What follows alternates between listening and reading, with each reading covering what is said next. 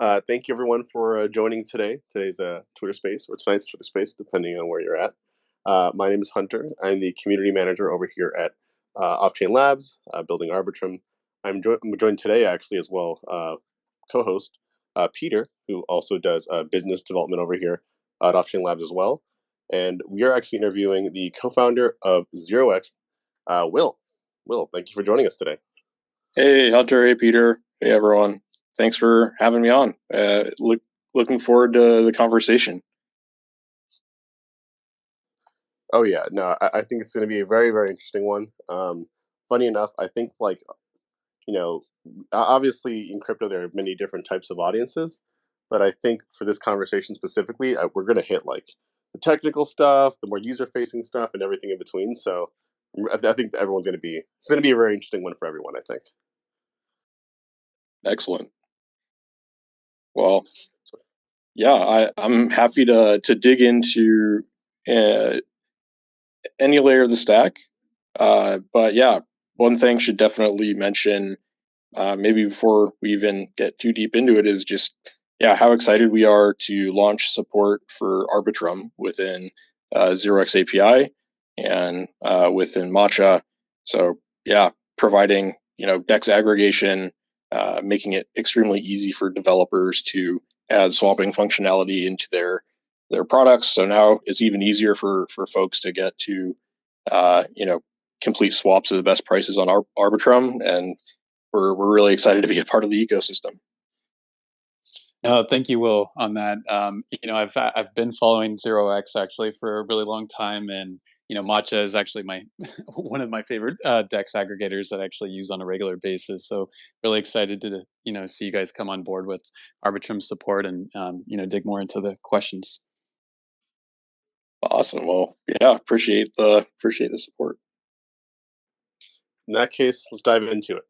So for those, maybe I think a great way to kind of give a little outline. For those who don't know, what is ZeroX? So ZeroX is a protocol for exchanging Ethereum tokens or ERC20 tokens in a peer-to-peer manner. That was how the vision for ZeroX kind of originally started. So yeah, back in 2016, my co-founder and I were working on a different project built on top of Ethereum. It was actually a standard for options tokens. And the thinking was that crypto is way too volatile for most use cases, and so if there was a way to kind of hedge against that volatility, it might open up kind of more use cases for crypto and kind of everyday usage. And what we found is that we kind of built out this token standard. It made it really easy to create options tokens. But what we found out is that these tokens weren't very useful without somewhere to exchange them. And at the time, the only real exchanges that existed were centralized. There weren't any decentralized exchanges on Ethereum, and so it became clear to us that like if no one else was going to build it, that's what we would do. And so we started developing a really efficient way to exchange tokens peer to peer, and over time, as we met more and more teams that were building on top of Ethereum, so projects that were in the kind of San Francisco Ethereum developer community, like MakerDAO and Augur and Gnosis and many others, they all kind of ran into the exact same issue where they needed exchange functionality in order to kind of unlock their use case, but exchange wasn't the core kind of functionality that they were trying to tackle. It was just a necessary building block. And so it kind of over time it kind of became clear that this kind of really kind of gas efficient approach to decentralized exchange that Amir and I had been developing would be way more useful if it is basically a developer platform that anyone could build marketplaces or exchanges on top of. And so that was when we it became clear that like we wanted to build 0x protocol, a way for anyone to kind of swap these tokens in a peer-to-peer manner. And we released the white paper in early 2017. And that's kind of how that's kind of like the kind of how 0x happened in the early days. No, I think that's great, and I actually remember following you guys way back then. When you guys were getting started, and I think 0x has definitely kind of evolved over time from that initial model from where you guys initially started from where you're at today with 0x API and Matcha, and so yeah, it'd be great to hear a little bit more on how things changed from 2017.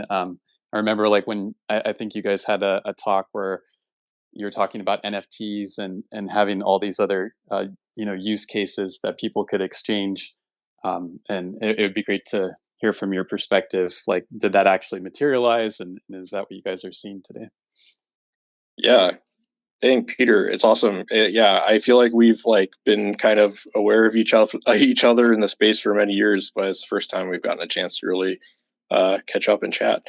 But yeah, so it, in the beginning, kind of like our core thesis was that in starting 0x, our core thesis was that all forms of value would end up tokenized. And so it doesn't matter if it's like a traditional asset like a stock, bond, fiat currency, startup equity, or if like it was like a more abstract kind of asset, and it could be like a profile picture or a video game item or a skin, or airline miles.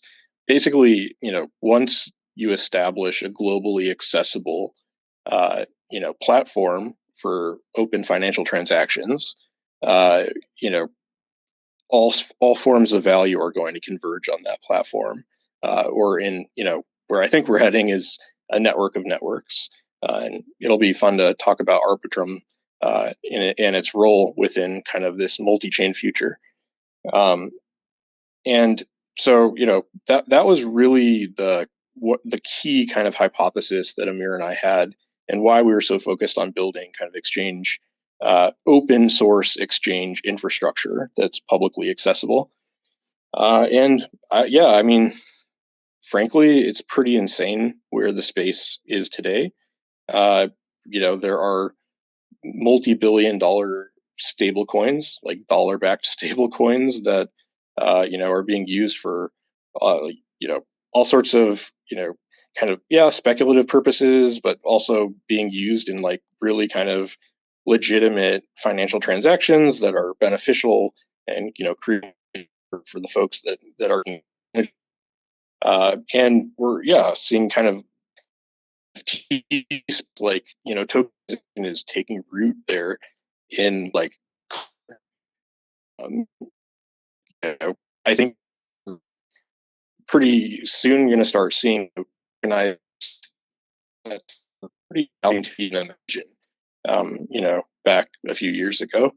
Um, one project that actually I've been following for a really long time, and is built on Arbitrum and is really exciting, is the community point system within Reddit. So allowing each subreddit to have tokens that are kind of given out to encourage good behavior, and or things that are kind of aligned with the subreddit's purpose.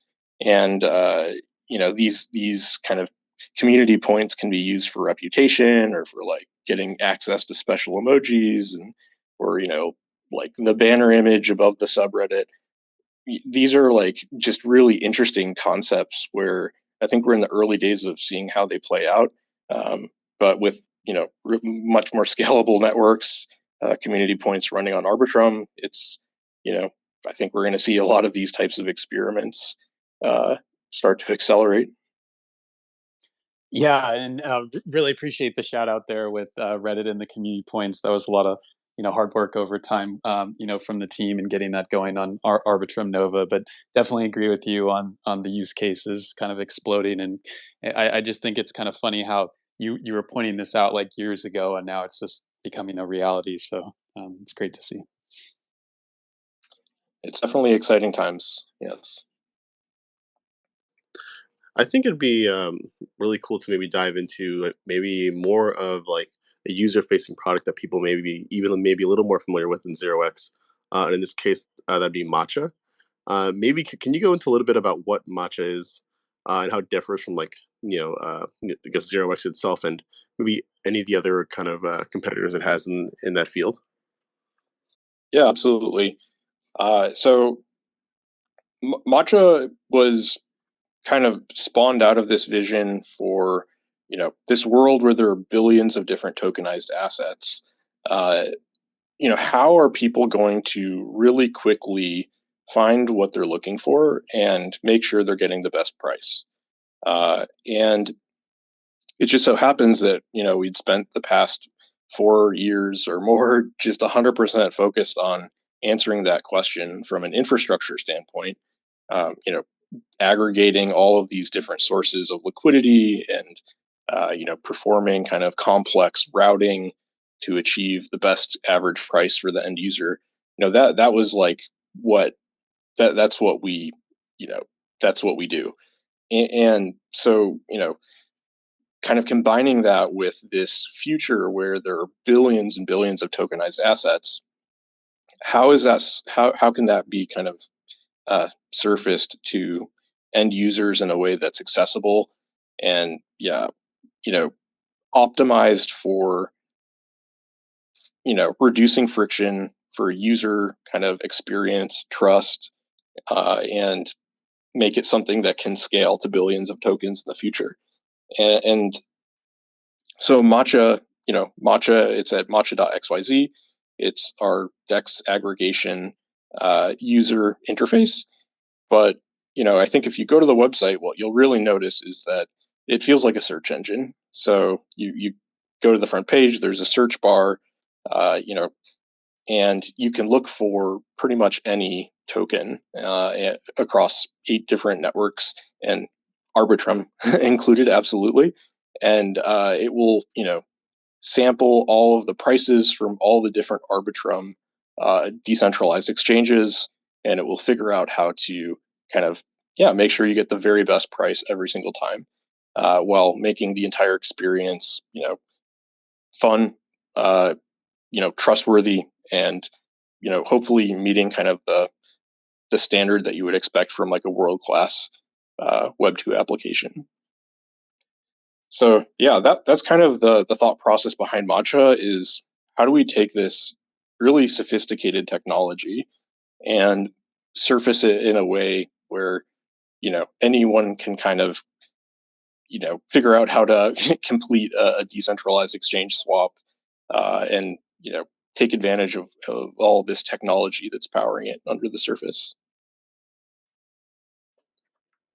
I think one question I have in terms of like, the like how much it works is really around like how are you guys able to choose which dexes?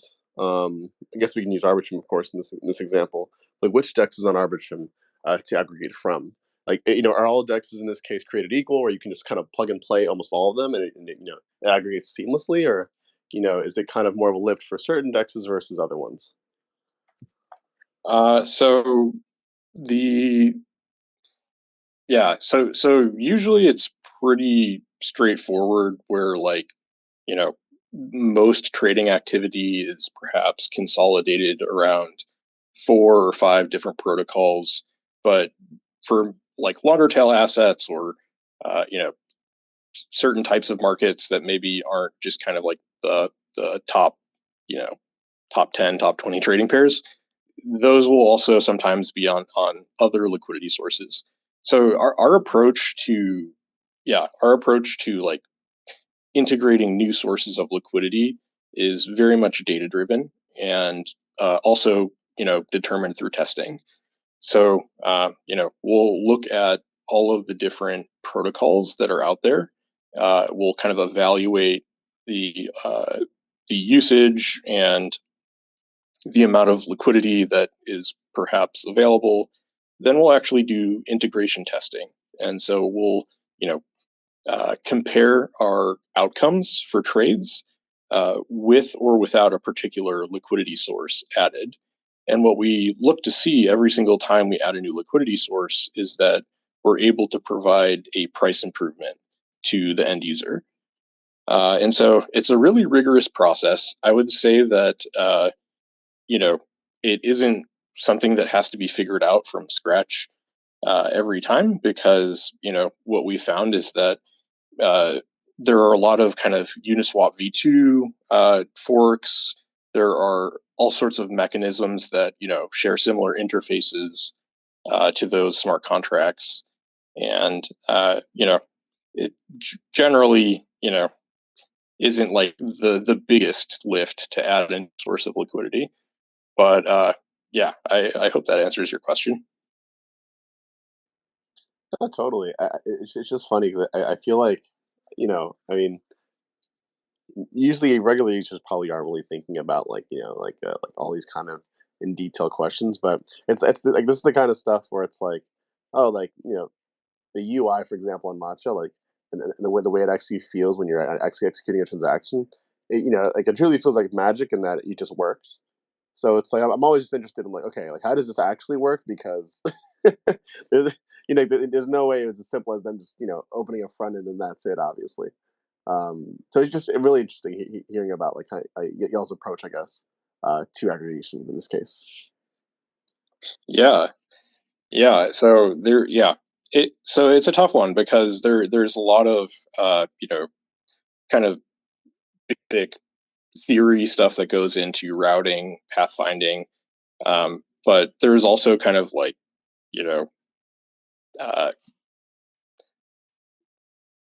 yeah, like kind of a lot of things that don't necessarily show up on the surface when you're thinking about adding a liquidity source.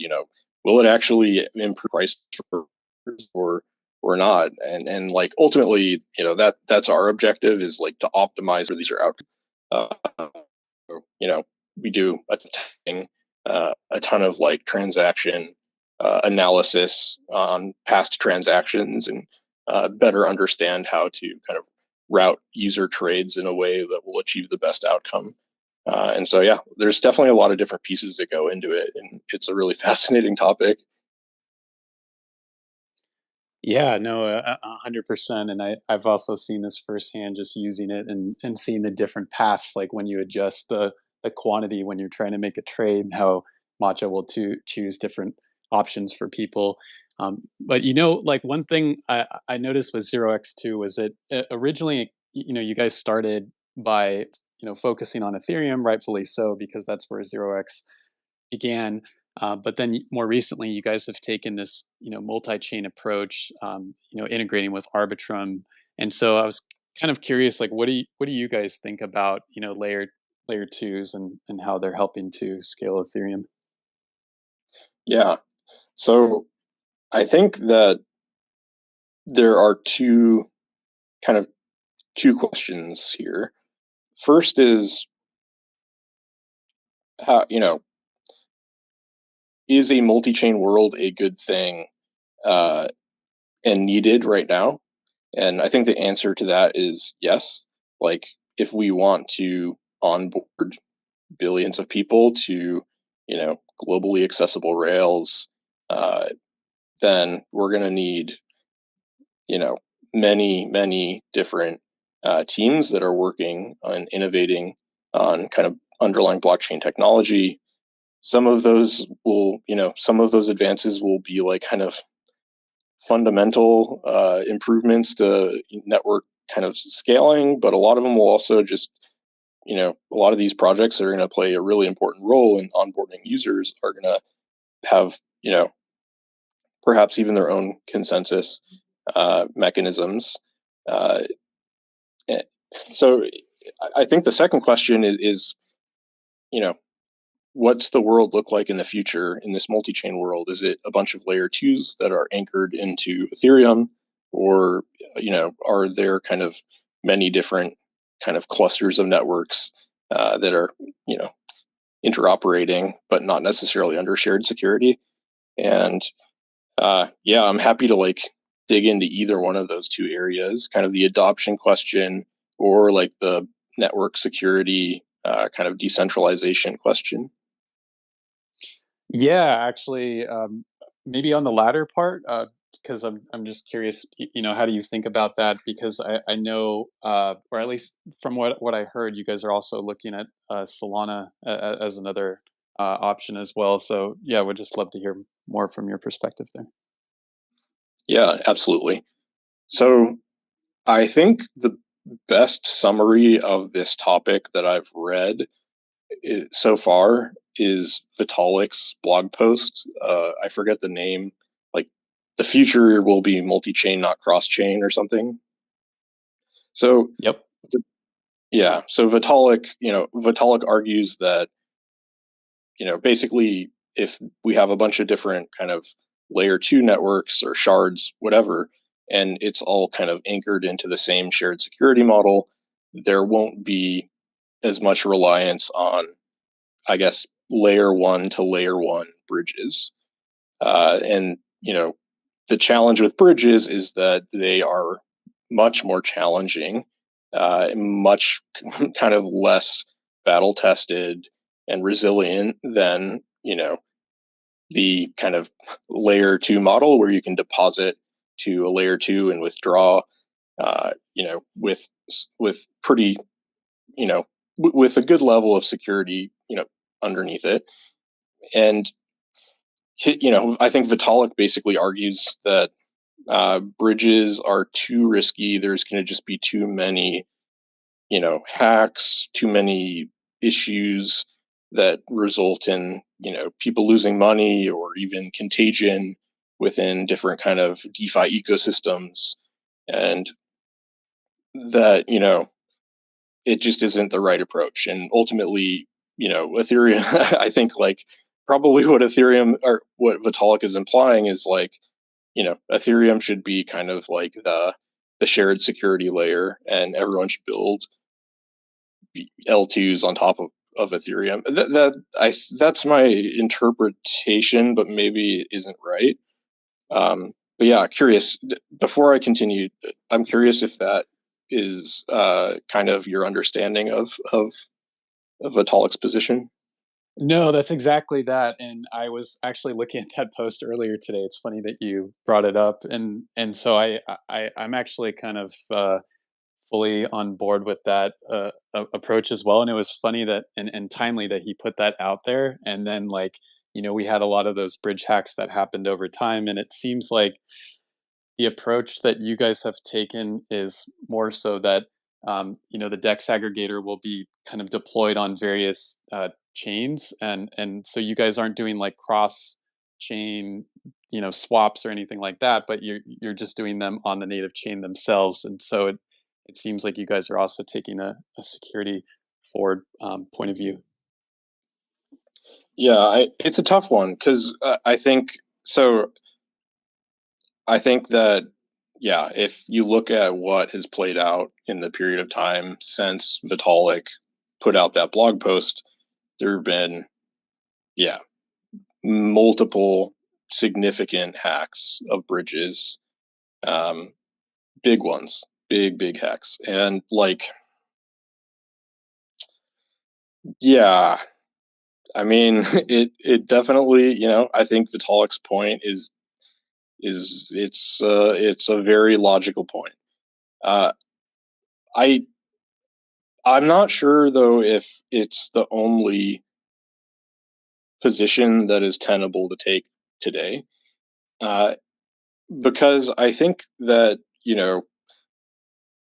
there are like if you want to talk about Solana, like Solana has its own consensus. It's not a layer two in any way at all. It's highly, it supports a large number of transactions per second, and you know, yeah, it is Solana. Should we kind of judge Solana in whether it's viable to not be an Ethereum layer two based on you know kind of the solutions, the evidence that we have today of where the space is heading, bridge hacks, etc. Or I don't know if we should like necessarily form a concrete opinion today that can't change, because I think pretty much every blockchain is going to have to adapt and change and evolve over time. And what a particular network might look like 3 to 5 years from now could be completely different from what a network looks like today. And so I do think it's dangerous to look at it.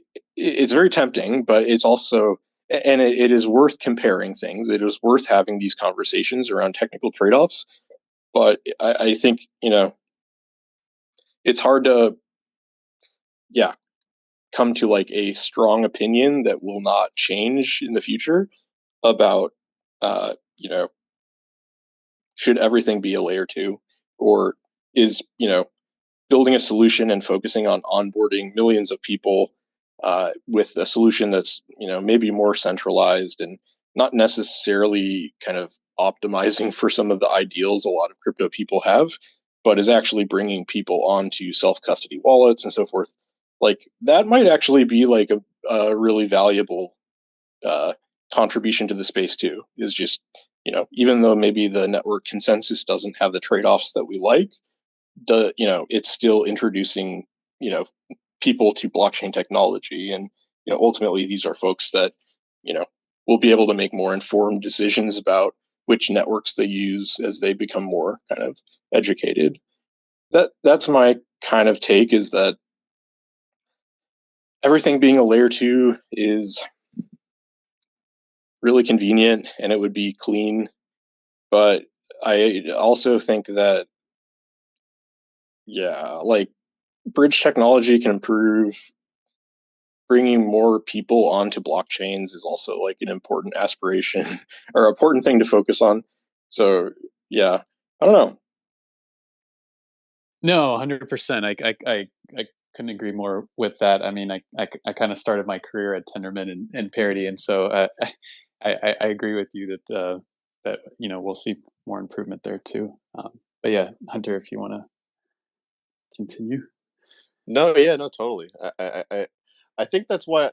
I truly think that's why, like one thing we truly believe, like, at least like here at Offchain Labs, is that, you know one size does not fit all. Like, there's a reason why, for example, we have Arbitrum One and Arbitrum Nova, because we know that certain applications just like work more efficiently on different types of chains with different types of security assumptions. And I don't know. I think that's our approach, generally. And like, I think having Ethereum as like the source of truth, um, you know, is tends to be, I think, like like the safest bet, especially when you are securing large amounts of, of wealth, or even NFTs. But that being said, curious in your thoughts on, like, you know what do you think, like, layer twos similar to Arbitrum One can improve on, versus, like, like Ethereum as like a base layer. And I guess we can get into, like, account abstraction, or like how kind of ERC20s work in terms of permit versus allowances and stuff like that. But, like, very interested to hear your thoughts on how like layer twos can, like, I don't know, I guess evolve versus Ethereum maybe. Yeah, absolutely. And yeah, I think, not repeating some of the mistakes, or maybe they're not mistakes, maybe they're just things that became clear with hindsight. But yeah, like some of the things that are currently baked into Ethereum at the layer one, that aren't that great for users or for like user experience. I do think there's an opportunity here to like encourage community members that are launching different types of tokens. It could be industry or enterprise partners like, the circles of the world. Get them to move away from um, the kind of allowance, user flow that is required to interact with different decentralized applications. So, with ERC20 tokens, in order for a smart contract to access your tokens and kind of pull them out of your account, you have to provide it with an allowance. And, you know, first of all, like, it's just kind of annoying. Like when you're going and you're trying to use a DApp, and it asks you to like, set your allowance for that app. It's like not the greatest experience, but what's actually dangerous about it is that users, instead of having users kind of set an allowance for every individual transaction, it just makes way more sense if they're going to be using, say, like 0x API. If you're using Matcha many times, and it makes sense to just like set your allowance to infinity and like, okay, if I initiate a trade and cryptographically sign it, like this app in particular can access my tokens uh, until the end of time. And I trust that this smart contract system can only do it when I graphically sign, you know, a transaction that will make it so. Like that's just not a very great, uh, not like a very good pattern. And so, allowing users to use basically gasless permits is like one of the things that you could encourage at an ecosystem level within the Arbitrum community. And it would allow, apps that are built on Arbitrum to, have a smoother user experience. There's kind of less of this kind of the rough blockchain edges that, users have to encounter. And, similarly with account abstraction, like with Ethereum, basically if you are a user and you don't use a smart contract wallet, then you have to have kind of the native currency in your account. And you can't, that gas has to be in your account. It can't be sitting in some other smart contract that you own. And it really kind of limits um, the ability of users to seamlessly move between networks, and just generally it adds more friction to the transaction signing process, transaction process. And so I think these are areas where, layer twos can learn from the kind of pain points that exist on Ethereum and encourage, healthier, better token standards, focus on things that are maybe a little higher risk, like account abstraction, and, you know, ultimately like help the entire space move forward. I do think that Arbitrum is definitely in a position to kind of like lead the space, in uh, given its presence and kind of the ecosystem around it. Yeah, one thing that you mentioned there, with account abstraction is something that I think our team's definitely aware of. And one of the announcements that we put out recently was that we acquired Prismatic Labs, which is building Prism, which is it's not the ETH2 client, but the ETH proof of stake client. Killer team.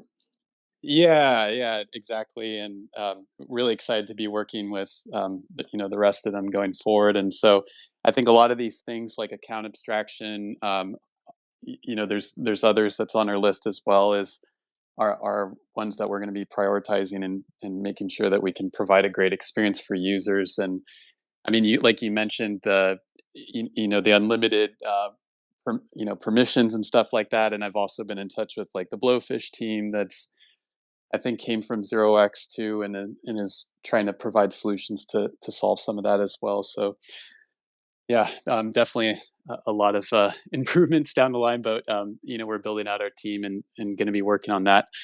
One other question that I think we have for you, Will, and I'd say that you are definitely more of the expert on this, is like how is 0x approaching MEV and making sure that this translates into a great experience for users who use the product on Matcha. Yeah, definitely happy to talk about it. It's something that we've been thinking about for years, and it's been really interesting, kind of seeing MEV become a real problem for people that are using decentralized exchanges, as well as other apps. But I would say MEV is like most directly and predominantly a decentralized exchange challenge. Um, So yeah, I'm not really sure the level of familiarity within the call, but I feel like it's always good to just start from first principles and just kind of explain what is MEV and how does it occur. So yeah, MEV is kind of maximum extractable value or minor extractable value, and it basically just the miner or the block builder, the validator, they get to choose which transactions go into a block, as well as the sequence in which those transactions are processed. So they are processed in sequence unless there is, support for some sort of parallel processing, which is, something that a lot of projects have talked about, but is not something that I'm aware of being in production today. So MEV, basically, since this validator or miner has like this privileged position, they can see which transactions are going to go in the block. They can see, they can control which order they go in. It creates this opportunity for them to basically, put their own transactions into the block and to extract value from certain transactions that are vulnerable. And oftentimes they're like decentralized exchange or AMM swaps that are vulnerable. And so, MEV is a real problem. In 2021, hundreds of millions of dollars of MEV was extracted from AMM trades. It's a lot, and it's actually impacting DEX traders pretty significantly. And so the challenge is that MEV isn't necessarily obvious to you when your trade, say you go to your favorite AMM, when you complete your trade, you saw the price that was shown to you in the user interface. Looks good. You click OK. You wait for your transaction to be mined into a block, and then you either see success or failure. There was an error, and that's kind of the end of it. But what users often don't aren't communicated is like, okay, your trade was completed successfully, but you're actually receiving like 1% or like 3%, even in some extreme cases, less than we showed you in the initial kind of trade screen. And so users aren't even aware that they might have lost like a really big chunk of their trade just to some malicious bot that was trying to figure out how to kind of take advantage of that AMM trade. And so it's something that like there's a lot of folks that talk about MEV. There's lots of discussion on it recently, but I think like the users really don't understand necessarily when they are impacted by it, and it's frequent. So this is a MEV just generally is something that our team has been just really fascinated with for a long time. Not only even before MEV was really a problem, like if you look at like 2017, 2018, and a lot of times there would just be like opportunities to make to extract a lot of value from transactions, and no one would even do it because no one was even paying attention. But nowadays, it's super competitive. If there is a way to extract value from a transaction, someone's going to figure out how to do it, and they're going to compete to do it. So,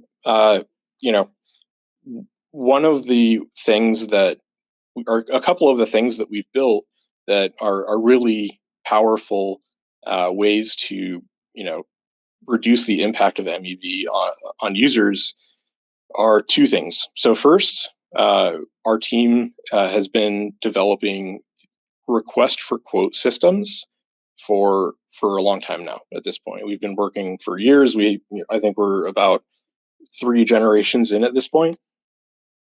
And a request for quote system is a different type of decentralized exchange.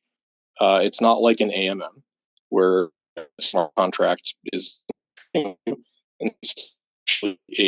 maker who is pinged right at the moment you're considering, and they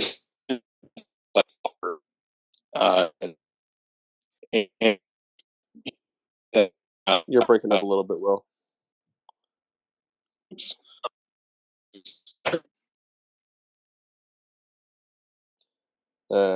Sorry, say again? A little off.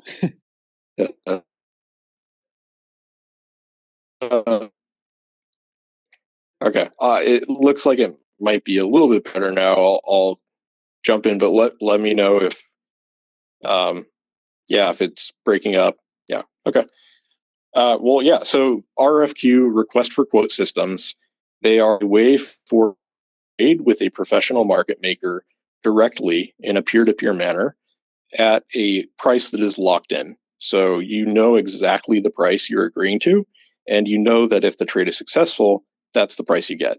So these RFQ systems are great. They're not like a new idea. They've existed for many, many years, even decades.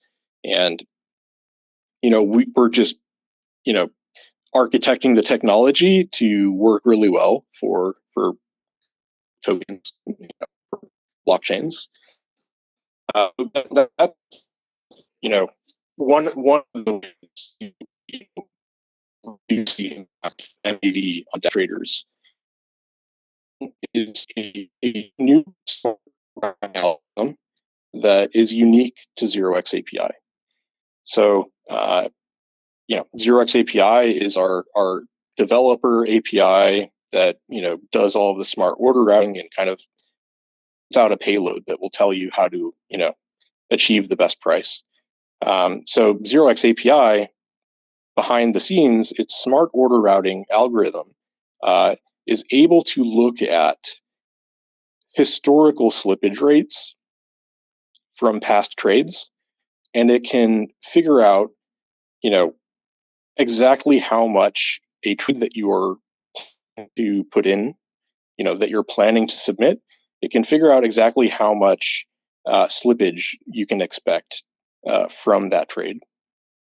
And it uses that information to not only kind of achieve the best price, but also minimize slippage at the same time by routing to different sources of liquidity that may be less impacted by slippage or MEV, or splitting it across a trade across multiple sources that are on net going to reduce slippage, kind of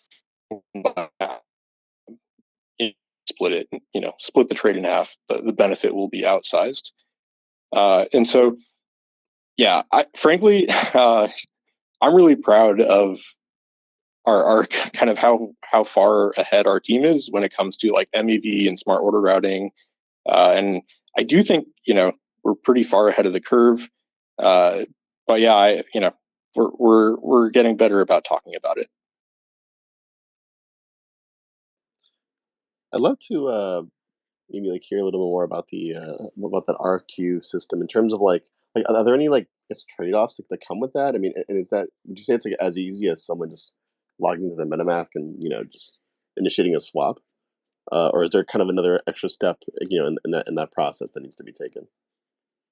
Yeah, so there is a downside, and that downside is that since it's a professional market maker that is responding with a quote in real time, there needs to be someone that is able to kind of ping the market maker and kind of facilitate that kind of real time communication back and forth, and that is a point of centralization.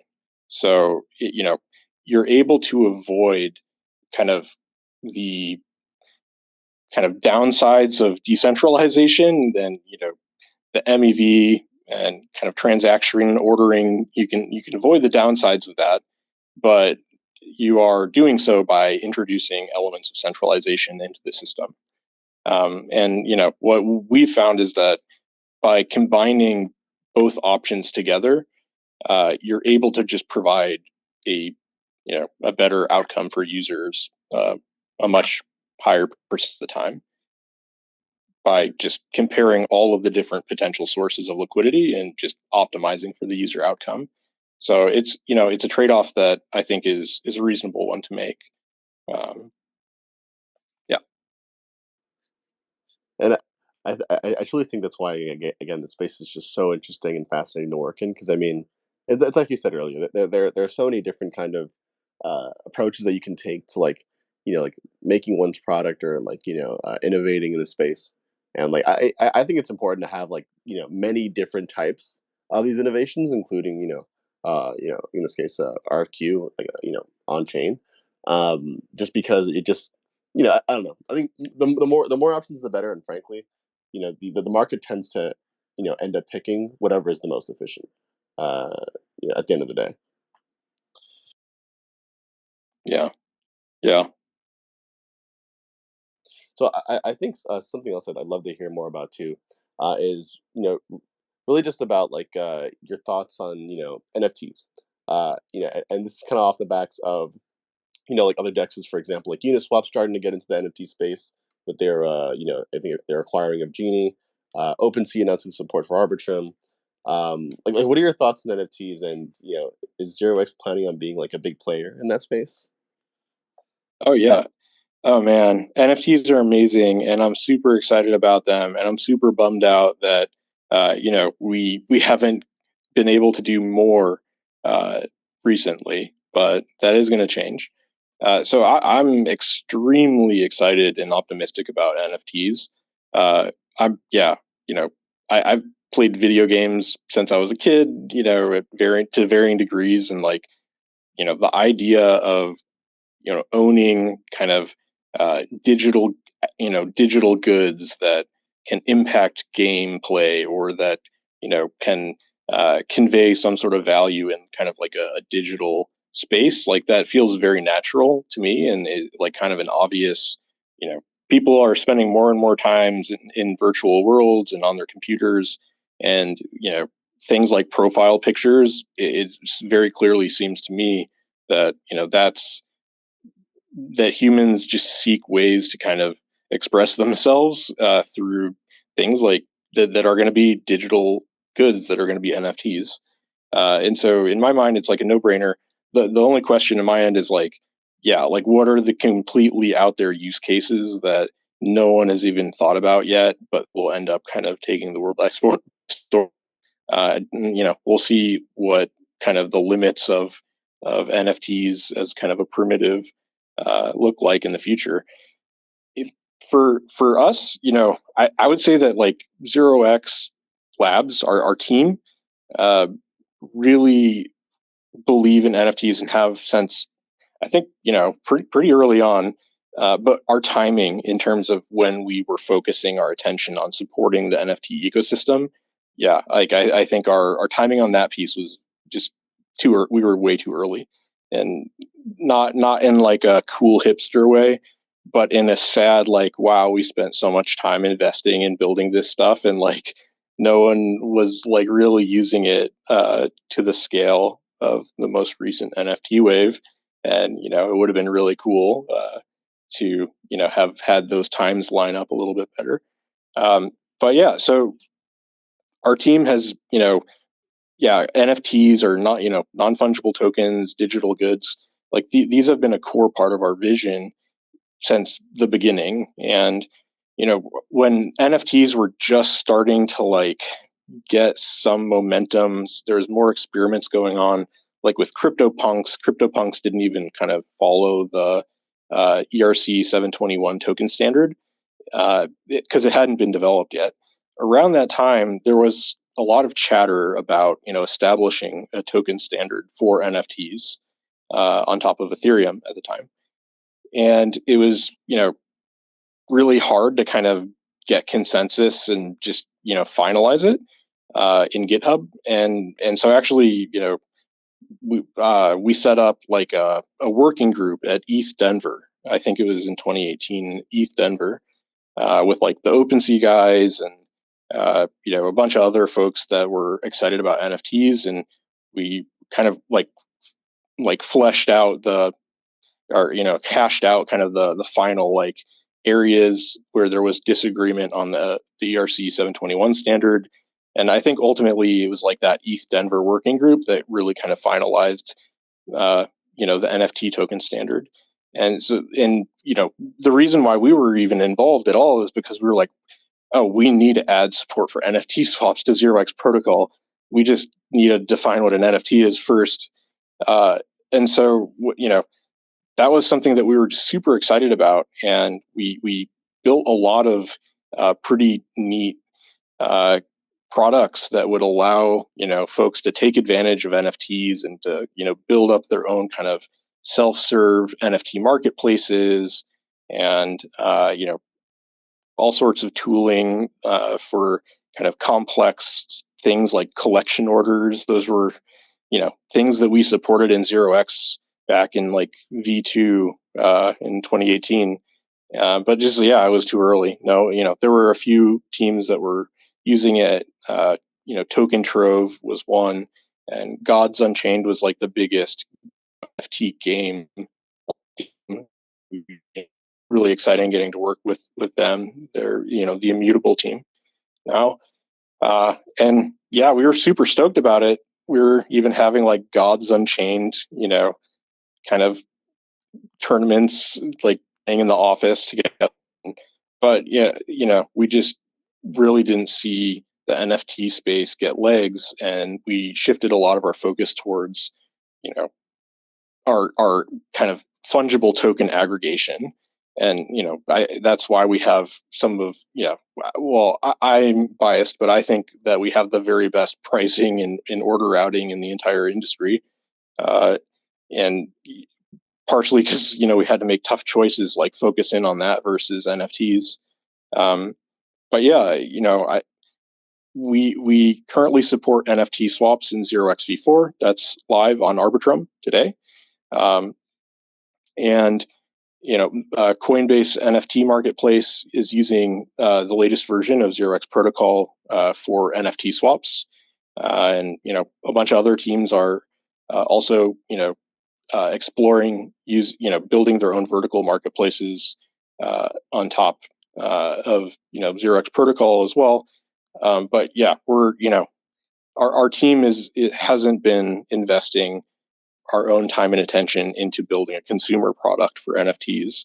But when a team like Uniswap purchases Genie, that's a really strong signal, that NFTs are a great way of bringing in users that might be from completely different user segments than kind of the speculative crypto folks that are kind of buying long tail tokens. Like the NFT crowd is different, and if you're optimizing for user adoption and growth and distribution, then you gotta you probably have to make a play there. And I think that's what the Uniswap team is doing, even though like it hasn't really been their focus historically. It's just like a really important way to get more users to their website.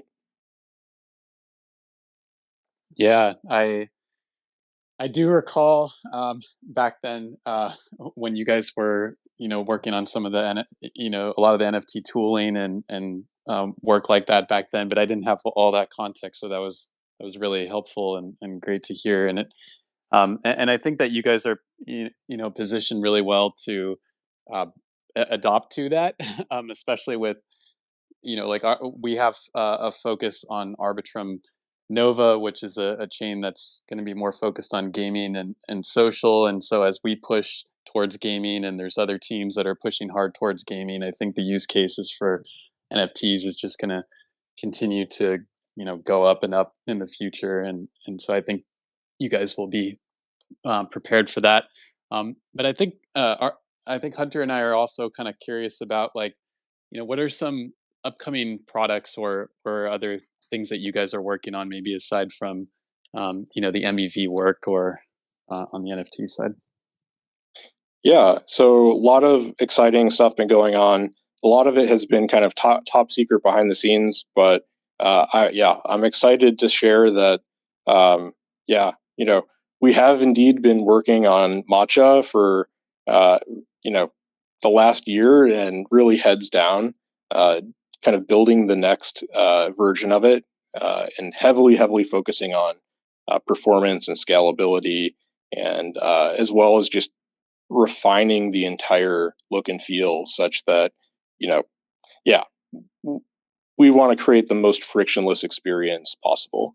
And so, really focusing in on that piece has been something we've been doing kind of behind the scenes for a while. And I can't say what we're releasing and when, but there's going to be a really exciting and significant matcha update coming in the next months. Um, and so that'll be exciting. Another really exciting development, and another kind of indication that you know this space is not going anywhere, and it's only growing. Robinhood recently announced the closed beta for their crypto wallet. Um, they're focused on uh, you know a limited set of network functionality right now, um, but there's a million people on their wait list, and their crypto wallet is powered by uh, gasless swaps, which we've been also working on kind of behind the scenes for many months. And so, it's going to be one of the first user experiences that is like gas free. You don't have to have gas. It should feel very smooth, and uh, you know, kind of satisfy like the really high bar that the Robinhood team places on user experience. And so that's going to be rolling out in not so distant future, and we're really excited to be working with them, onboarding more people to the space. And I think it's in this kind of multi-chain future that we're working towards. I think there's no question that every crypto wallet will is going to be supporting the Arbitrum ecosystem, and it's just a question of time. And so hopefully we'll be able to kind of support those Arbitrum swaps within the Robinhood wallet and in the not so distant future as well, but we'll see. Yeah. Oh, I was just going to say that we'll hold you to it. Thank you. Go ahead, Peter. Oh yeah. No, I just want to say congrats on Robinhood, and we've been having positive conversations with them too. So. Awesome. No, and honestly, that's a really exciting feature. I think, especially for a wallet that's more than likely going to be majority, like kind of non crypto native people. People who have Robinhood, probably are very familiar with the whole like AMC stuff that happened like last year. That whole fun scenario. So like maybe like they have the degens and like the stock traders, I guess. But I'm truly interested in seeing like how that resonates with that crowd of people, like, and truly onboarding them into crypto, and allowing them to kind of just, like onboard themselves to like to even a more degen lifestyle than Robinhood is, for better or worse. Yeah, we'll see. I think it's going to be very successful. I think that, at least I hope that like, the crazy speculators that are on like Wall Street Bets or whatever on Reddit I'm hoping it's just like a small and vocal contingent, and that, we can onboard like a million, future crypto believers, and uh, but yeah, I think it's going to be a huge deal. These companies that are starting to enter the space are, magnitudes larger than any of the kind of crypto apps that exist today. So yeah, it's going to be an exciting next, I think, 12 to 24 months. Very excited to see, and no worries about not releasing any alpha. I totally get it. Sometimes I pressure some of our guests to do it, but it's okay. It's late. um, just because we're actually coming up on time here, I want to be cognizant. If anyone has a question or two from the community, feel free to raise your hand, and maybe we can knock one or two out. How does that sound, Will? Yeah, let's do it. Awesome. Let me see here. I think we have an Andrew Parkerson. Hello, can you guys hear me? Hey, Cool. One of the things I'm excited about these layer 2 solutions is the fact that they get better the more people use them. So have you thought about maybe increasing the incentives to drive adoption, given long term you could come out as the dominant L2 and really kill the competition by increasing incentives to get more users? Yeah, that's a great question. One of the things that I think we pride ourselves on as a chain today is that Arbitrum is actually the largest layer two on Ethereum. If you look at, metrics like TVL or like number of live dApps that's on Arbitrum today, I think we have somewhere between like 400 to 500 that are on. And so I think we're definitely, keenly aware of what other teams are doing. And I'm sure kind of similar to Will, we'll have more to share in the future. But yeah, I think I'm just really proud of all the organic adoption that we've seen on Arbitrum today. It has been pretty amazing, and I think we'll definitely be competitive in the future. Awesome. Thank you for taking my question. Yeah, no problem.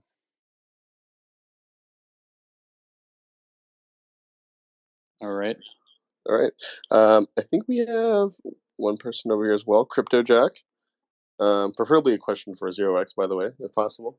I already let them up, so let's see. Fingers crossed. What do you got for us, Crypto Jack?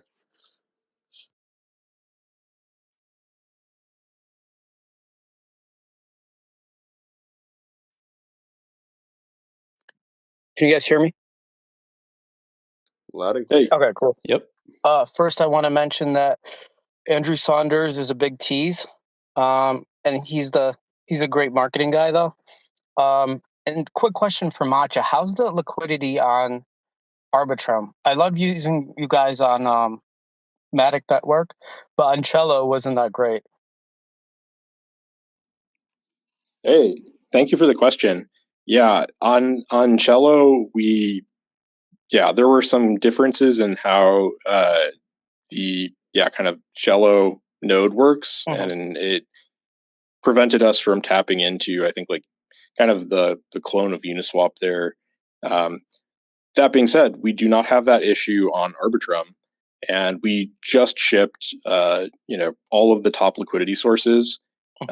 and I think you're going to find really good pricing on Matcha. It's I think you're never going to do better going to an individual DEX versus an aggregator that is pretty much focused on kind of absorbing all of them and making sure you're getting the best price.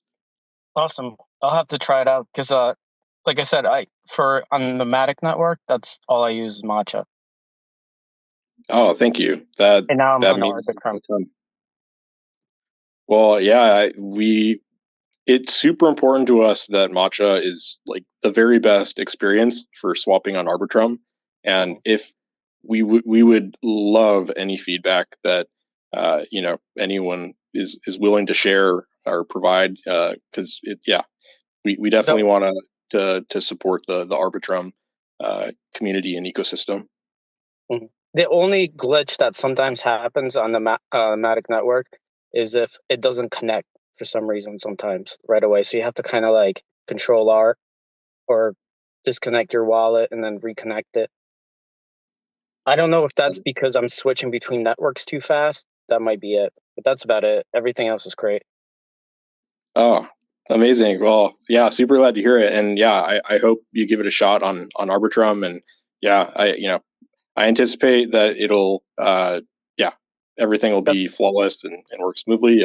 But yeah, we definitely want to make sure it's as good as it could possibly be for the Arbitrum users. Tomorrow. Yeah, tomorrow morning is every morning. That's when the cheapest rates on Arbitrum is. So I'll definitely use it tomorrow. Thanks. Nice. Thanks for the alpha. I had no idea.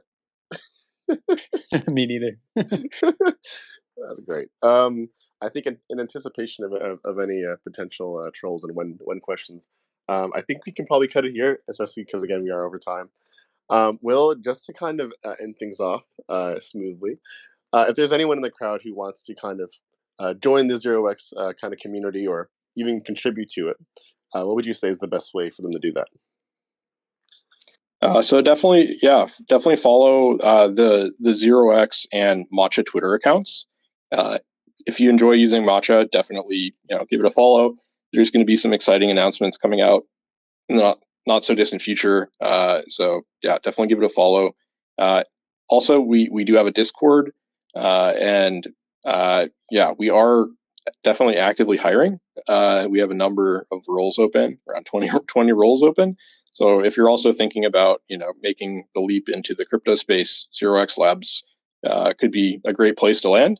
Our team's really top notch. We've been around for 6-7 years, and we have some of the most kind of experienced folks in a number of areas, and helping kind of train up and bring the next generation of builders on. So feel free to check out our jobs at 0x.org/jobs. And yeah, appreciate y'all taking the time to tune in. Thank you for coming on, Will. It was a very, very intriguing conversation, covering all topics.